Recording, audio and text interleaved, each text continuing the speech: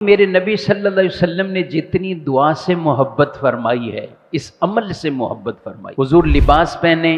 دعا، کھانا کھائیں تو پہلے بھی دعا بعد میں دعا، پانی کے لیے الگ کلمات، دودھ پئیں الگ کلمات، حضور گھر سے باہر جائیں دعا، نبی صلی اللہ علیہ وسلم مسجد میں آئیں دعا، نماز کے انتظار میں ہیں دعا، نماز ہو چکی دعا، مسجد سے باہر جائیں دعا، بازار میں جاتے ہیں دعا، حضور اپنے بستر مبارک پر آتے ہیں دعا، رات کو سوتے ہوئے اگر آنکھ کھل جائے تو اس وقت کی بھی کتابوں میں دعائیں موجود ہیں کہ حضور اسلام آرام فرما رہے تھے، اچانک آنکھ کھلی تو حضور صلی اللہ علیہ وسلم نے اس وقت کیا دعا مانگی۔ اچھا، اٹھ کے بیدار ہو گئے، دعائیں، وضو دعا، وضو کی اختتام دعا،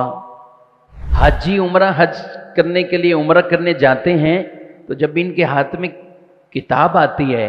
کہ دعائیں، اس میں کافی دعائیں وہ ہیں کہ جو حضور صلی اللہ علیہ وسلم سے کئی چیزیں ثابت ہیں۔